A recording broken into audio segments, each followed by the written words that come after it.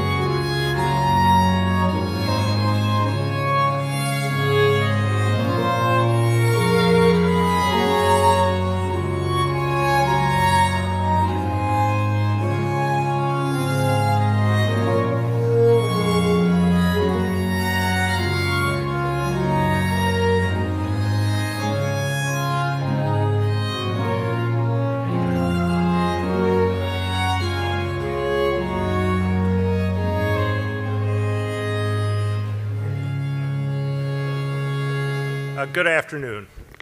I'm Bruce Gewirtz, Vice Dean and Surgeon-in-Chief.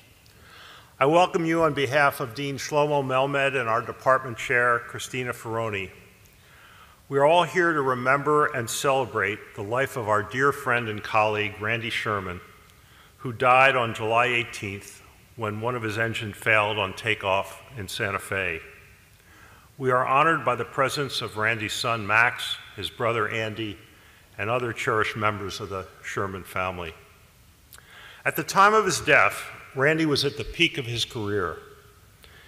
He was a pioneer in the field of microsurgery, making seminal contributions to plastic surgical education and training. He trained scores of residents and fellows and published extensively. He did this remarkable work for 23 years at USC, and thankfully for us, for the last 15 years at Cedars-Sinai, where he served as vice chair of our Department of Surgery and held the inaugural Lion Family Chair. I first met Randy about 22 years ago in Honolulu, Hawaii, of all places, where we were both serving hard duty with the American Board of Surgery. The first night, my wife and I were waiting for a table at a small restaurant, and I recognized Randy from his photo. I was still at the University of Chicago, and Randy had been recruiting one of my very best plastic surgeons to go to Los Angeles. After much back and forth, we ended up appointing that physician to chief of the Division of Plastic Surgery at Chicago, and he elected to stay with us. It seems that Randy was disappointed. And those of you who know Randy well can predict that he had no problem letting me know about it, even at a fish shack in Hawaii. After a brief but spirited discussion, he looked at me, smiled, and said, "Well, the hell with it. Let's have breakfast tomorrow." We were friends from then on. As soon as I got to Los Angeles, I started recruiting him to come cross town. It was one of the best things I ever did. I have never known anyone in surgery who was more enthusiastic about what he did, even 50 years after he started doing it. With Randy and his cell phone in hand, there was no place that left you immune to a spontaneous slide presentation. The core values that drove him were excellence and precision. It is undoubtedly what bonded him to aviation as well. Separate from his great work in the operating room, Randy was a truly extraordinary man, a talented potter, a brilliant underwater photographer, and an amazing jazz pianist. His commitment to the highest quality surgery was only matched by his love of his friends and family, especially Max and his recently deceased partner, Martha. While he will be missed for his innumerable contributions to surgery, our greater loss is his loyal and empowering friendship and his unrelenting commitment to excellence in everything he did. In our rational mind, we know his contributions will go on. In the thousands of patients he helped all over the world, in the hundreds of young surgeons who carry on his work. While this should provide some source of comfort in his loss, it will not help us miss him any less.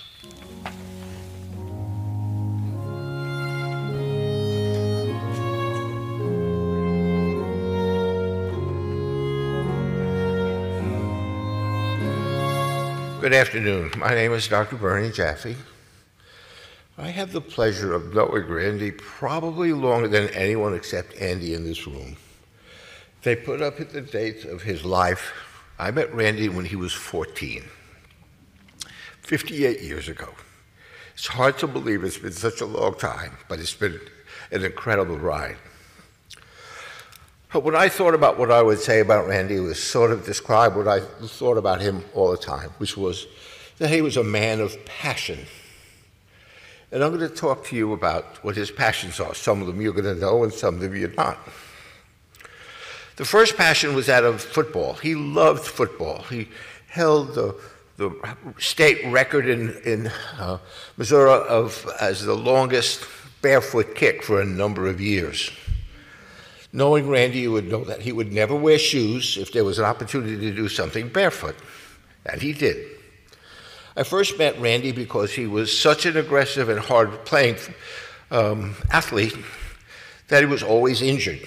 And I was the doctor for the Clayton Greyhounds football team, and I met Randy when he was injured, took him back to the hospital, patched him up, and little by little I became his mentor, and he became sort of what I call a sonoid.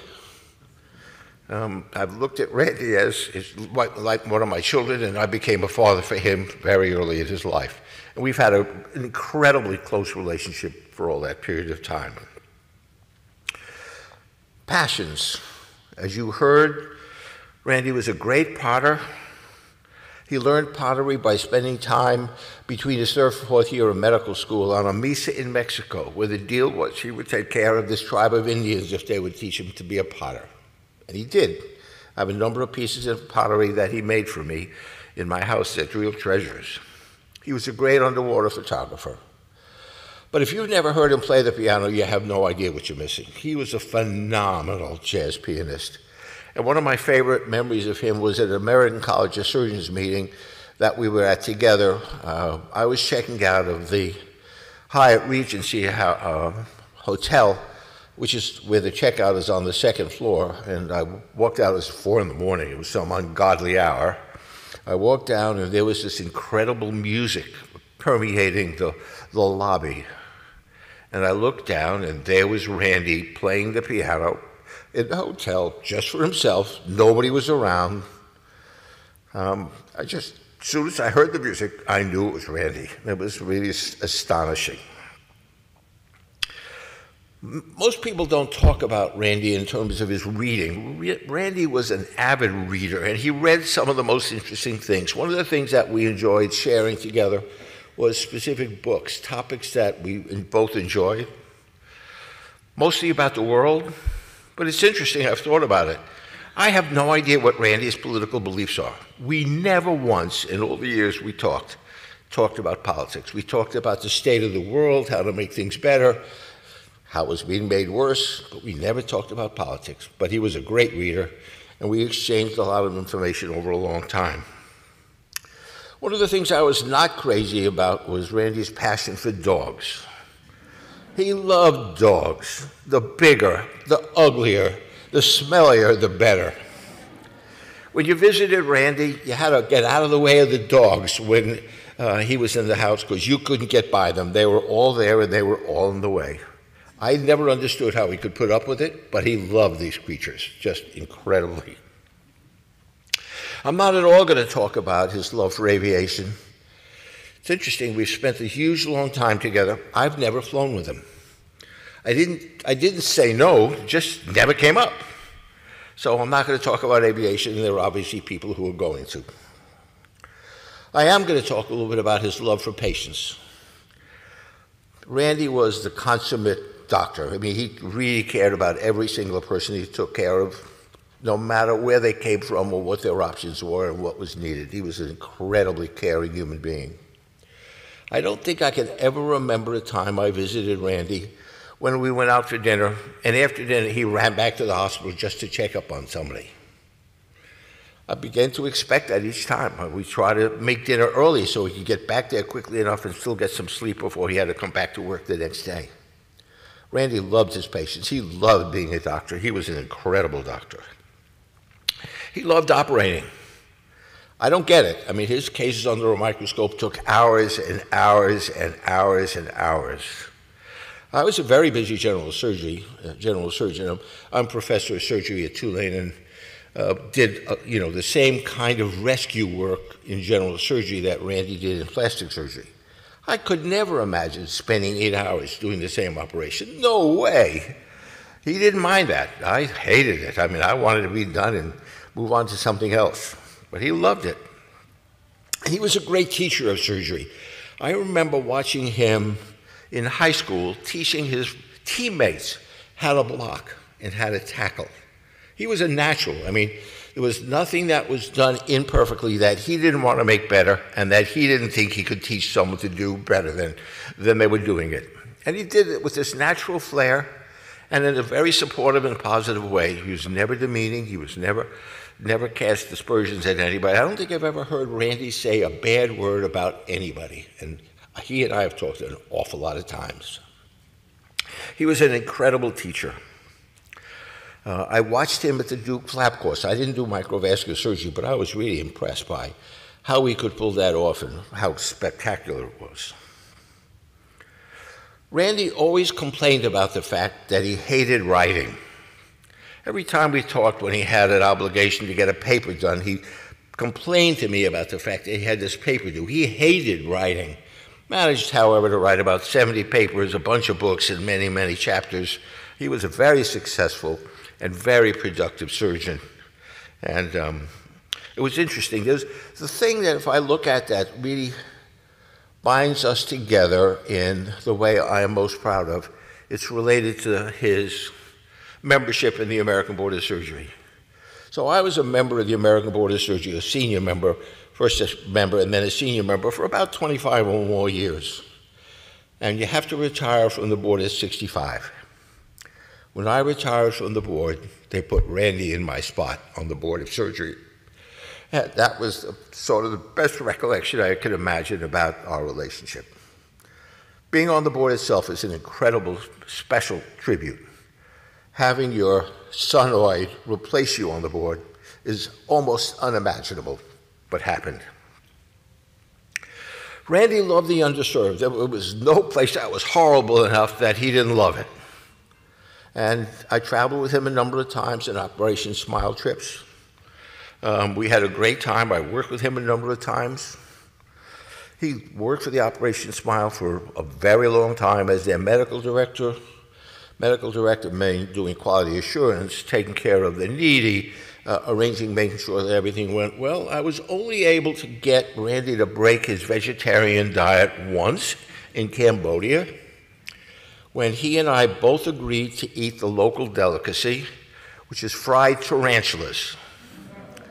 So the way fried tarantulas come about is you go along the road, and there are people along the road with a grill.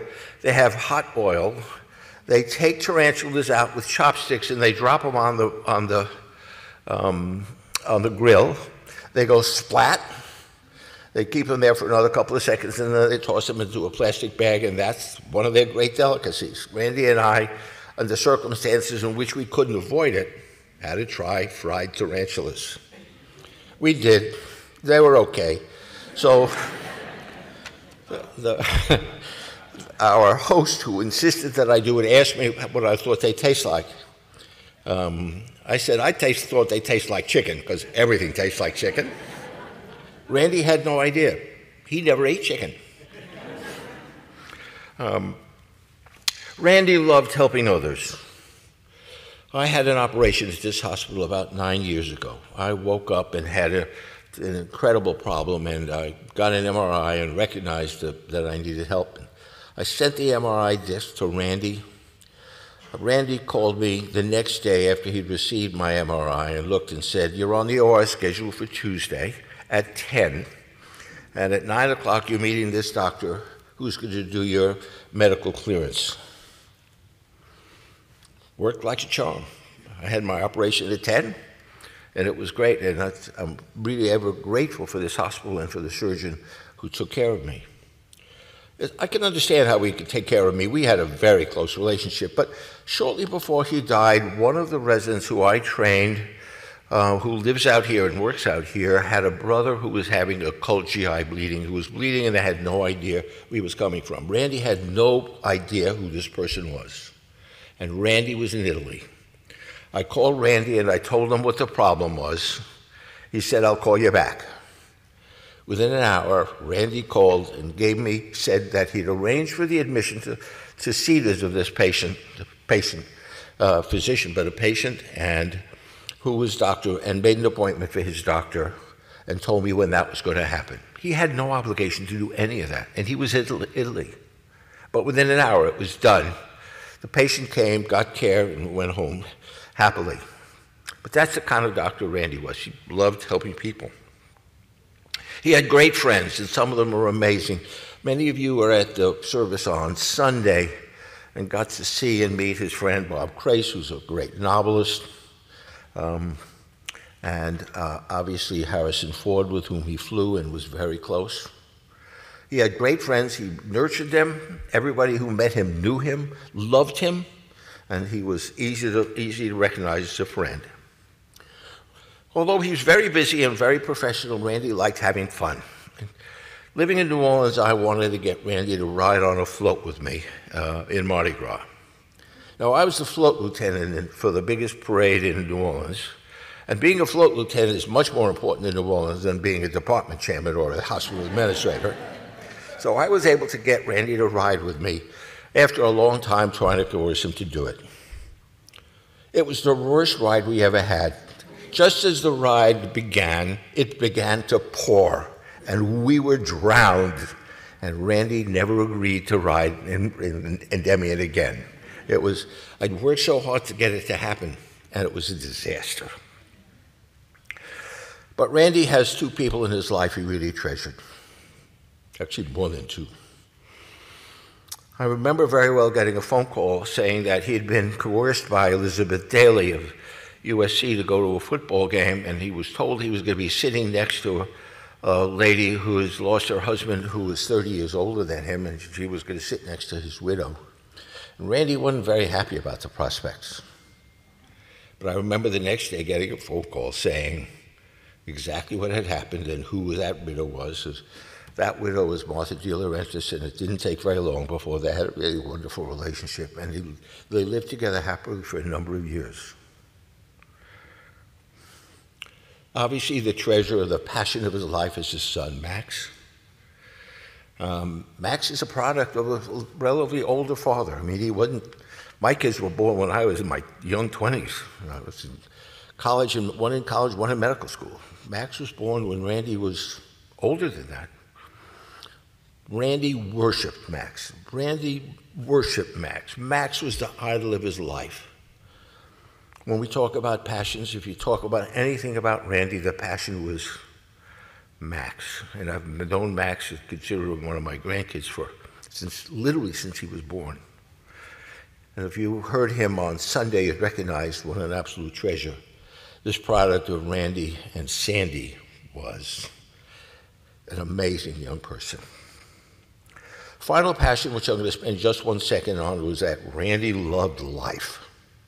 He was all in. There wasn't something he didn't want to take, try, do, include, embrace. Anything that was possible to do or to handle, he did it. Did it easily, did it comfortably, and he loved it. He was larger than life. If you want to build a model of a doctor, you'd pick somebody who made the number of personal sacrifices that Randy made so that people here and all around the world would have a better life. Randy knew how to do that, and he did it in spades. We'll really miss him. Thank you.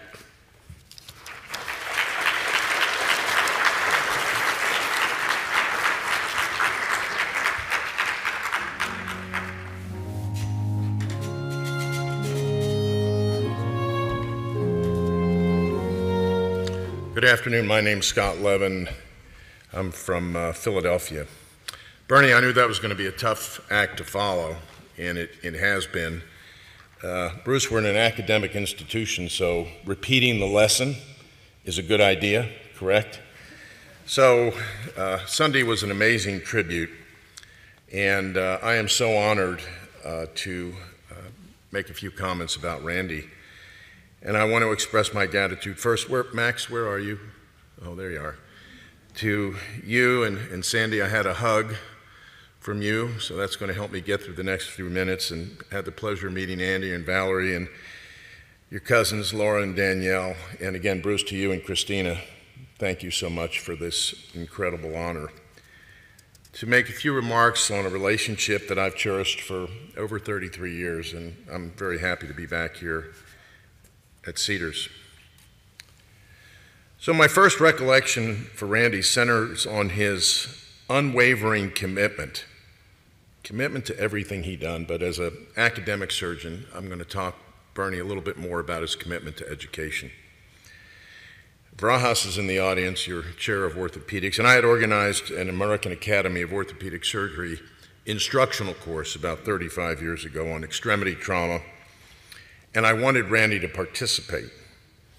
And at that time, we were just getting to know each other professionally and personally, and he said he'd do it.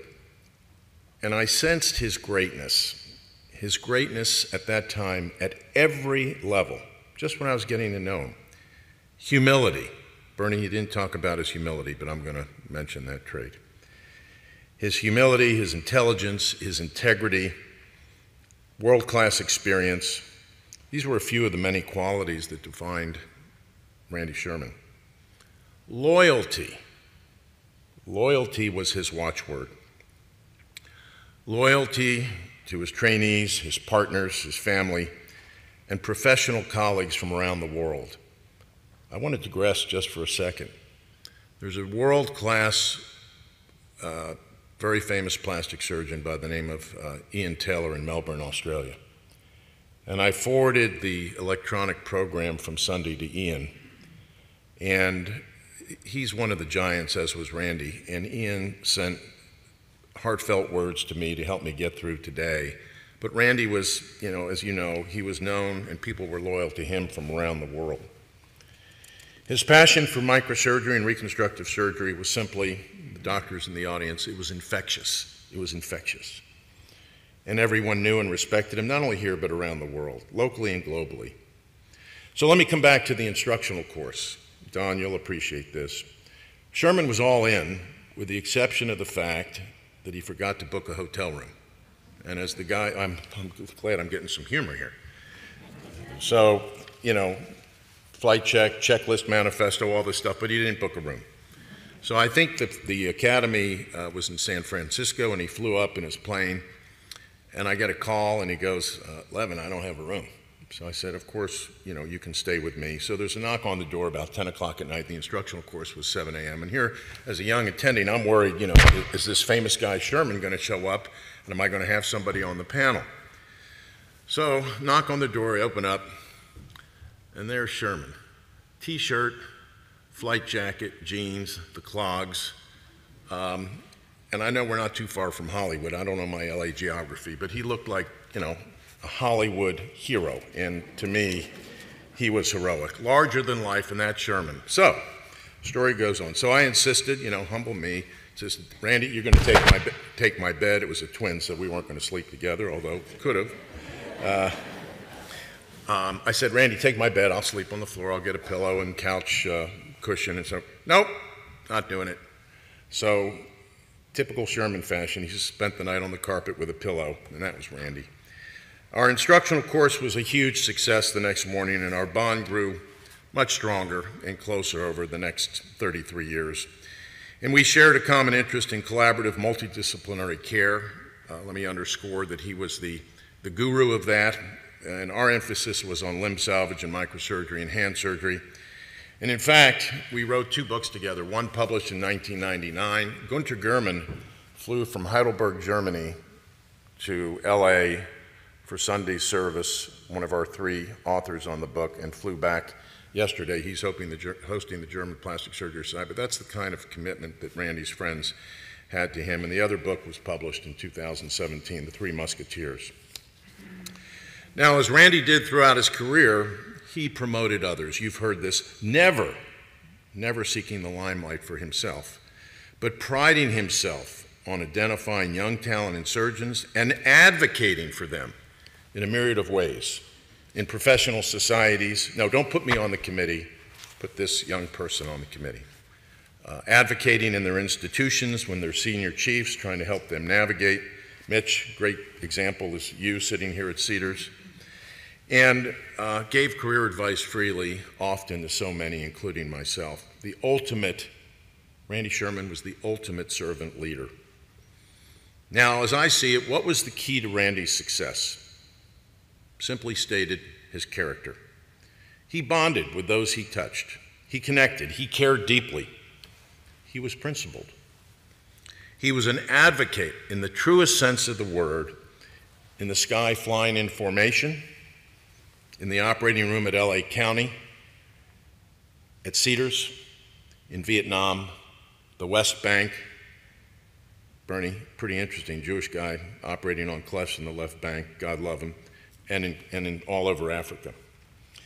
His sense of humor served him well, and his laugh was infectious. Ha! Now, I was practicing that for about 3 weeks, and you sort of know what I mean. I hope you do. And his laugh was indeed infectious, and witness charm, it was remarkable. His witness charm. No wonder, Sandy and then Martha fell for him. The football injuries ravaging his knees, back, and shoulders proved untoward challenges and frustration, yet he endured and adapted. In fact, a week or 2 after rotator cuff surgery here, he got on a plane, one of our Duke flap courses that he and I started. We started our first course here at USC, cadaver course for microsurgery. He shows up, arm in a sling, and he's all in teaching anatomy and dissection with sort of one arm by his side and the other arm pointing out. That was Randy. You wouldn't have missed it. So, you know, pretty incredible. On a more sobering note, Randy and I shared personal journeys with each other that I'm going to mention now with a profound sense of gratitude, respect, and sensitivity. We spoke often, and he was there for me when I was going through a very painful divorce. He was there for me as I supported my younger brother's battle with pancreatic cancer that he lost in 2022. And I tried to be there for him during his trials and tribulations, and particularly at the time Martha was succumbing to her brain cancer.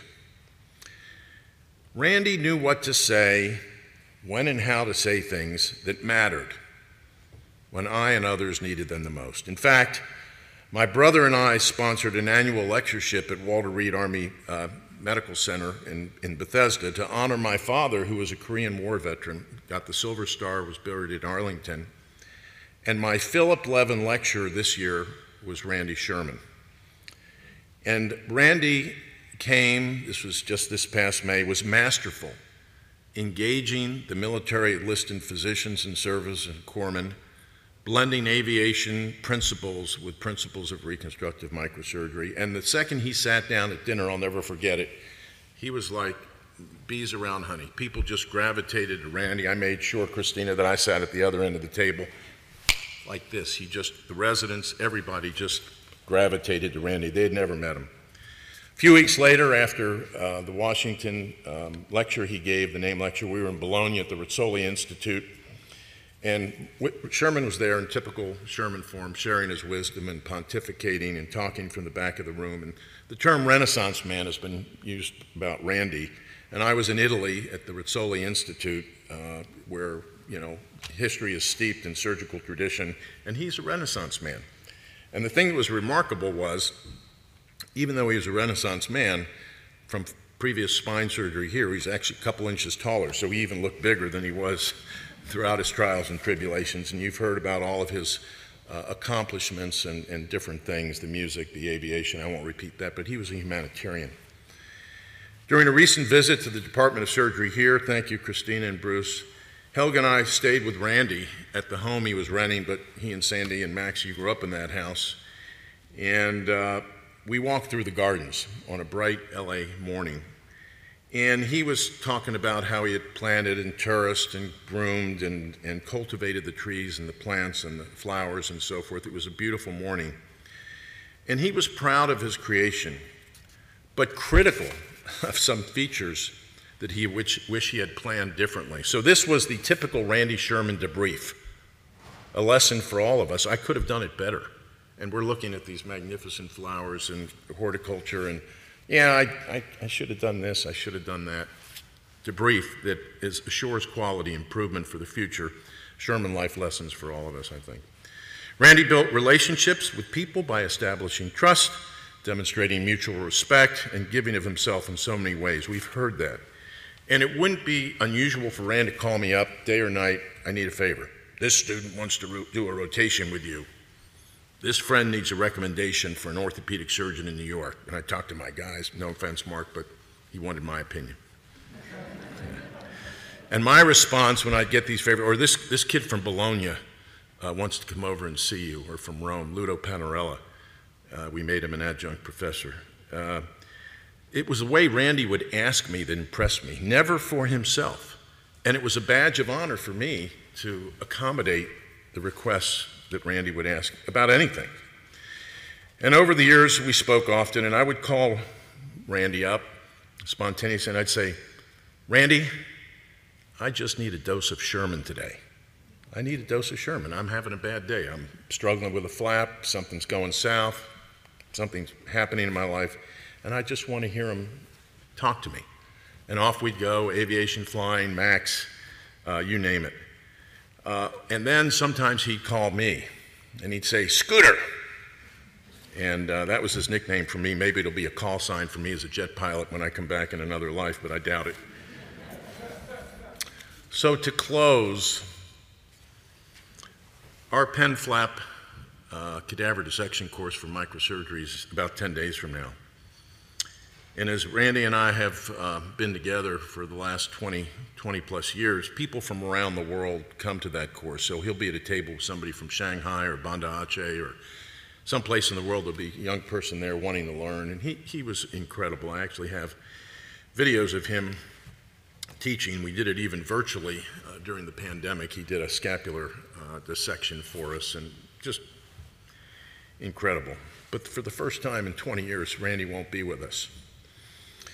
However, to honor his legacy, we are going to inaugurate the annual PEM-FLAP Randy Sherman Lectureship in his name that will live on for perpetuity. The lecture will be shared this year by 4 world experts in reconstructive microsurgery, 3 past presidents of the American Society of Reconstructive Microsurgery and close friends of Randy, Bob Walton, Chris Peterson, and Larry Cohen.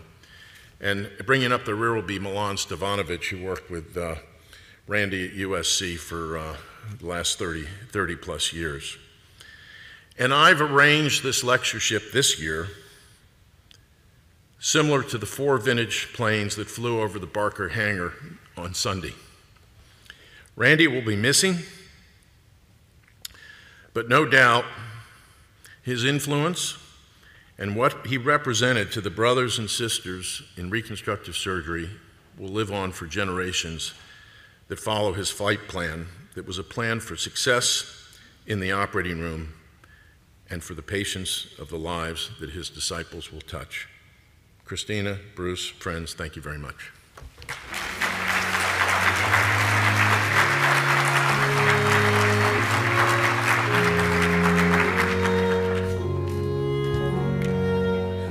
My name is Mitch Saruya. I look at myself as one of the orphans of LA that Randy saved. I'm an associate professor in the Division of Plastic Surgery, and I feel humbled and want to thank Bruce and Christina for giving me the pleasure and the honor of being able to share my story. And there's countless stories out there representing the Division of Plastic Surgery at Cedars. It was 2012. I was a chief resident in plastic surgery at Georgetown, and we were informed that Randy would be the guest speaker. You know, as someone who nerded out with fantasy baseball and basketball, there are certain giants in the field, and I remember just being so excited to see Randy showing up, giving us the orthoplastic principles of limb salvage. And what I took away from him was the easy ability to distill basic principles, I should say complex principles, into basic understandings, essentially distilling it down to something easily digestible. And I said to myself, my God, I would love one day to be working for this guy. And as fate would have it, fast forwarding to 2017, I was kind of on the doorstep, really second guessing why I was in medicine. Kind of dissuaded, feeling burnt out, and luckily Randy found me.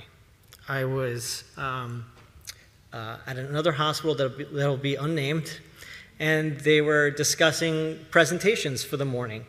And I remember one of the cases was mine, and it was one of these difficult microsurgical cases. And usually, you know, being in the environment that I was, it was kind of just passed up, overlooked, not really talked about. And there was Randy coming up to me afterward and saying, my God, that was clever. Like what you did out there, the way you thought about that, you know, that's something that we could use. And I remember thinking to myself, like, here's this giant, you know, established in his field, could be doing anything, could be up on a plane, could just be in the operating room, and here he was taking notice of someone like myself, you know, one of the common folk. And I thought nothing of it. Okay, you know, Randy's, you know, taking notice, but, you know, being in the environment that I was, I sort of had doubts about, you know, how vested, how genuine people were, at least in Los Angeles. So then Randy gives me a call. He says, listen, I'd like you to meet some of the folks at Cedars. You know, I think, you know, peripheral nerve, this is something that we need, that we've been looking for at Cedars. And sure enough, I met with Bruce, I met with Randy, we did multiple meetings, and I got excited. And, you know, as things turned out, unfortunately, there are politics and there are other forces at play, and it didn't look like it was going to happen.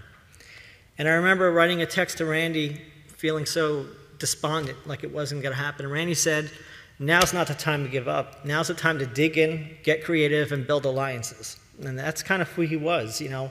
Nothing fazed him. And I should have known that, considering that here's a guy in 2010 going out to Haiti, not knowing the area, and just landing a plane and delivering supplies. So then 2017 rolls around, and it's looking unclear. But Randy's like, let's keep at it. And sure enough, in 2020, it made it a reality. With Randy's help, he was able to bring me out here.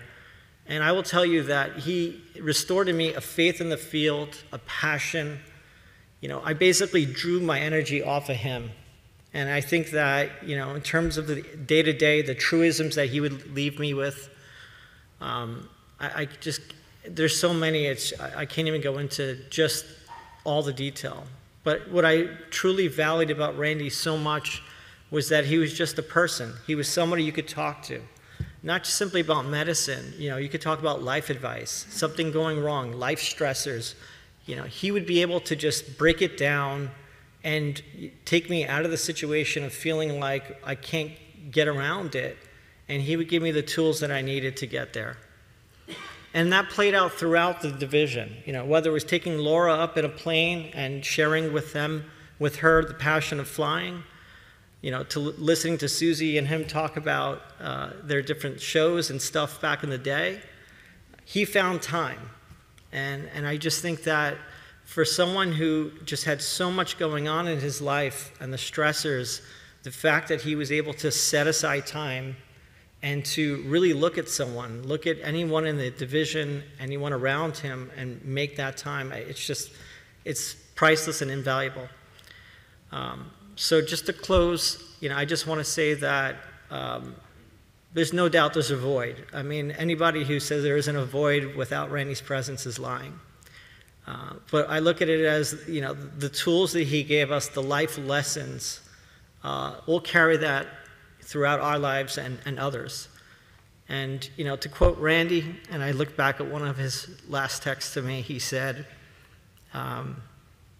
now's the time to grow, learn, inquire, and ultimately never forget why we're here. Thank you.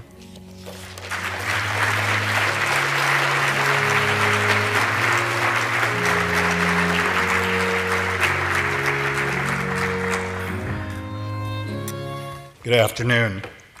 I'm Harry Sachs from the Department of Surgery. Randy was a colleague, and we shared a passion for aviation.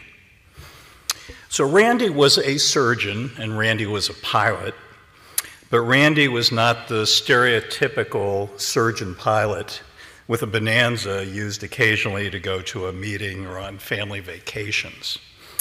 No, Randy was deeply ingrained with the community of aviation, with those who, with wonder, paused at the end of the runway, advanced the throttles, and turned a static two-dimensional world into a dynamic three-dimensional one.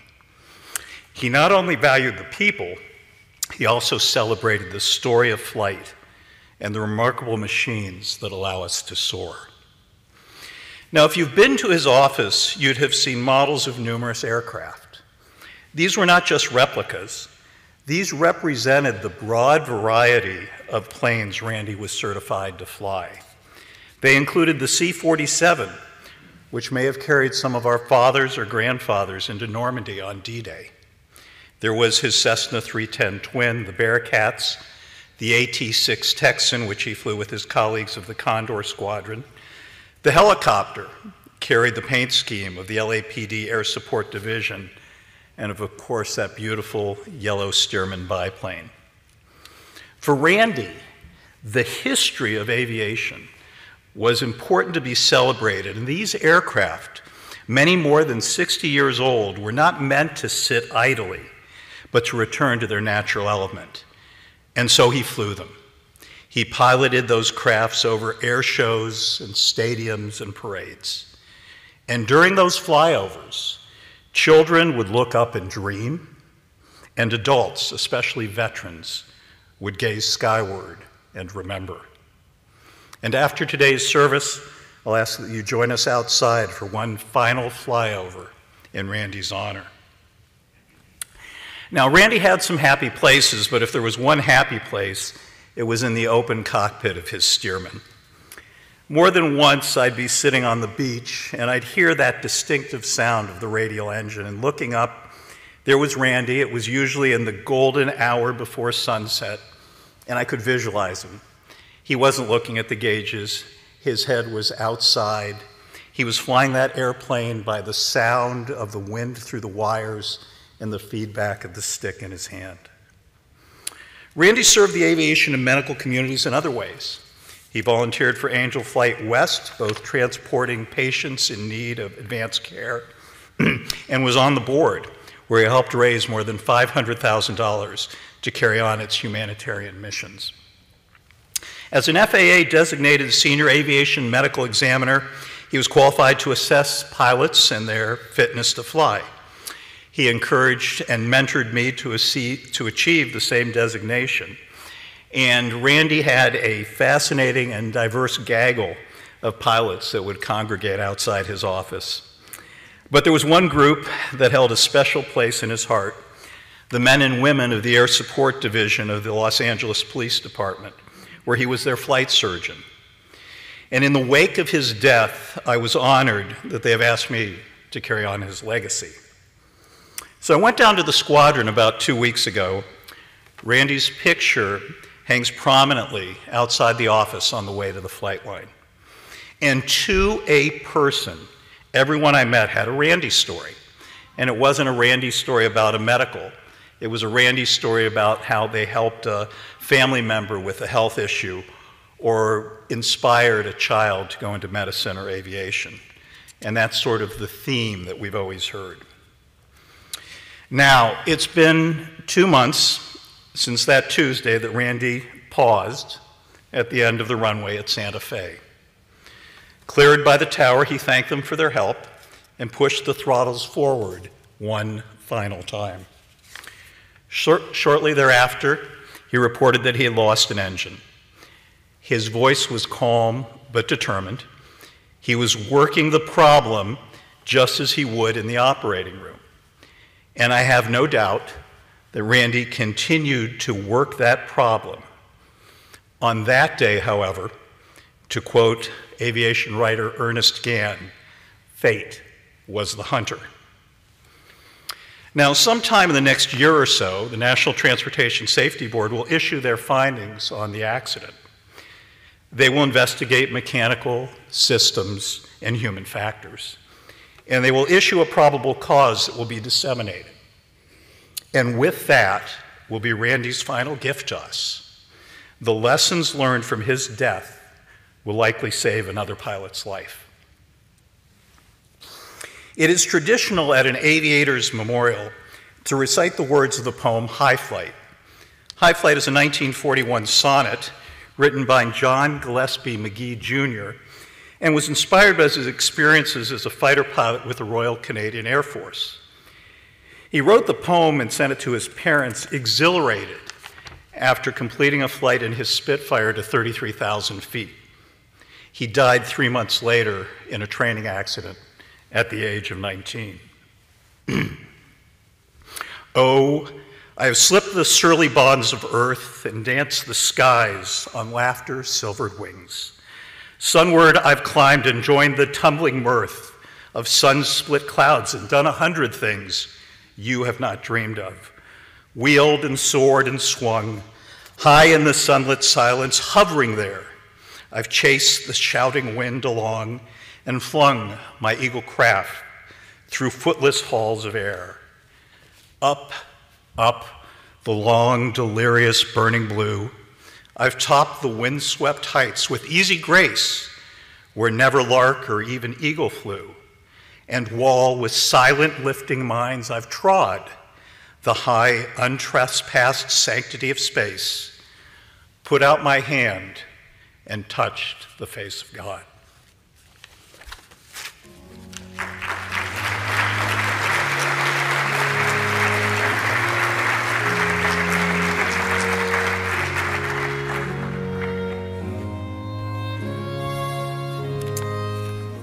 Good afternoon.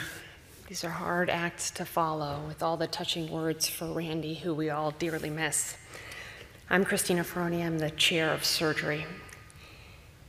And I just wanted to say a few words in honor of Randy. And it's really thank you, Randy.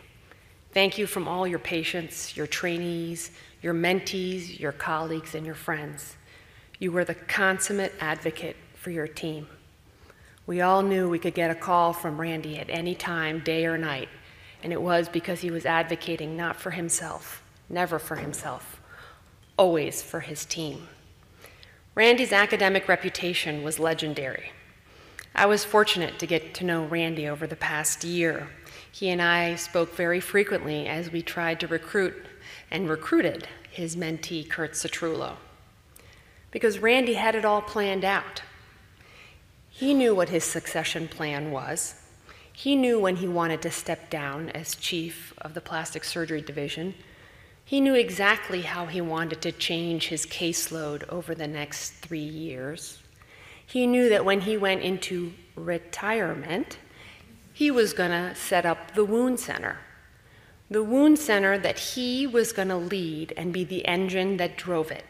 The wound center that treated all the sacral decubitus, the non-healing wounds, the diabetic foot and other ulcers that often no one has the time to treat.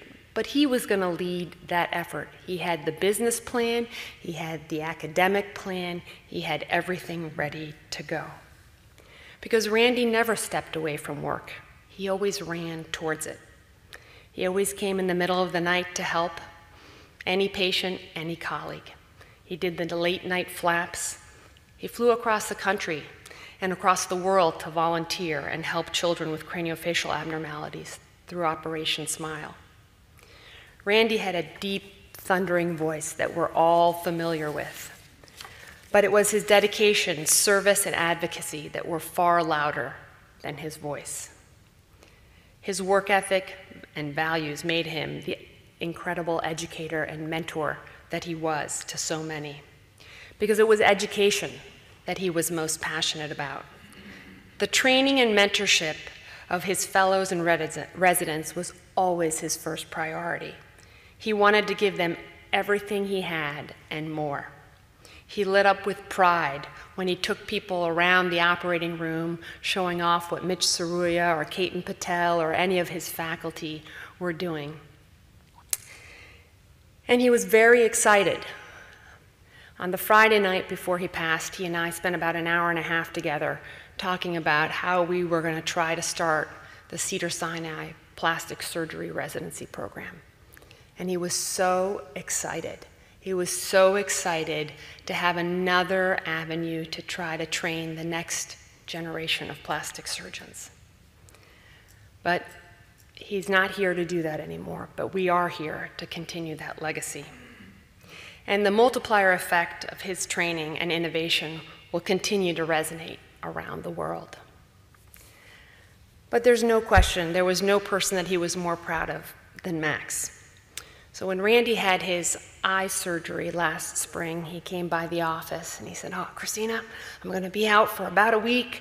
I got to be prone for the whole week." And I just looked at him and I said, "But Randy, you live by yourself. How are you going to be prone for a week? And who's going to check on you? Like, are you going to eat anything?" And Randy definitely didn't need to lose any weight. I said, "How are you going to do this?" And he just sort of looked at me and smiled. He's like, "Yeah, well, Max is going to come by every day and check on me. Max is going to make sure that I have everything I need."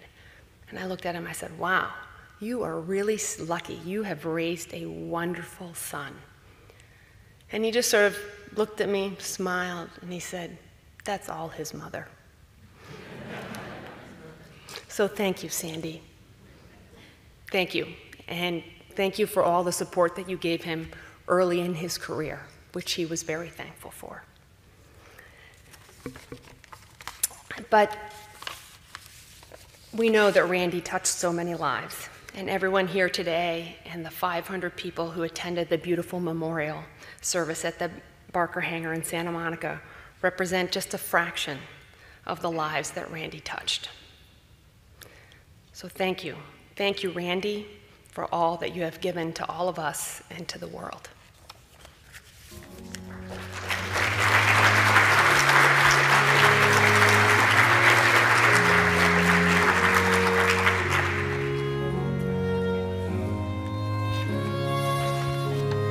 Well, we're going to begin to conclude what has been an absolutely inspiring and moving tribute with a traditional Jewish memorial prayer, and by turning to our tradition for some guidance and consolation as we summarize these incredible words and a life that continues to teach us even after his passing.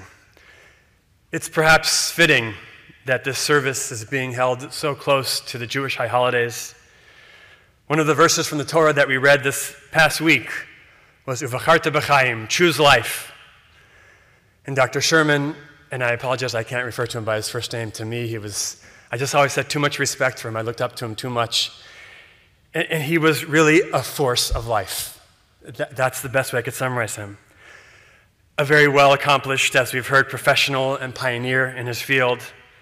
Someone who we all know received global accolades for his work in reconstructive surgery, who mentored so many. But it was more than that.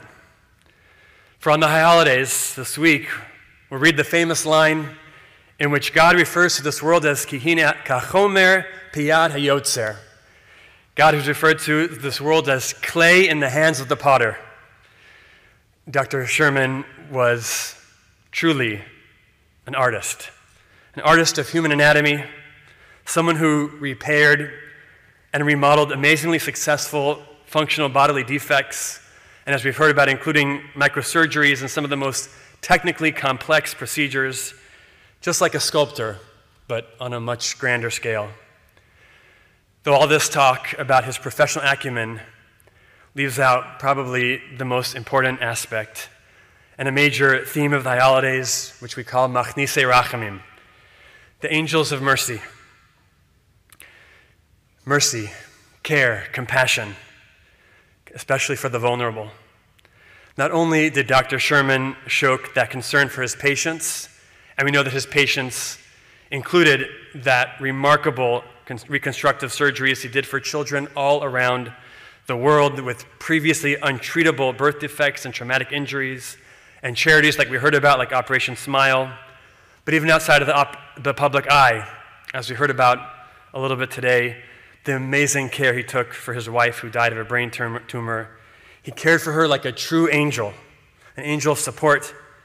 So despite his surgical bravado, his soft, sensitive personality was reflected in how his wife's illness brought out that sincere compassion that we all knew was deep down motivating everything that he did.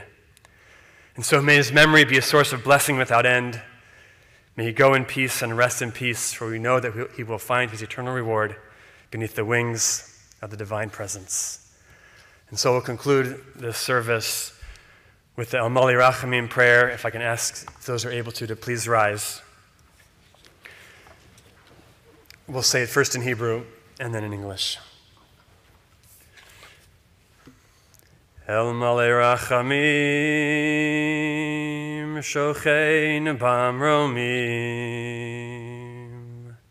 Hamatei Menucha Nechona Al Kanfei HaShchina B'malot Kedoshim U'Toharim Kazarakim Azhirim Et Nishmat Ruvain Ben Lev Shalach Leolamo Bavur Shanach Mitpalim Bad Askarat Nishmato Began Eden Teimanuchato Lechein Balarachamim Yastirei Beseter Kanafav Leolamim Vayitzror Britzrachai Mit Nishmato Adonayu Nachalato V'yanuach B'shal Mishkavo V'nomar Amen.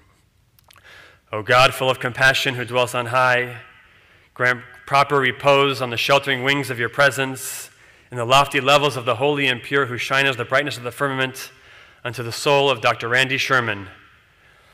May for whose memory we pray.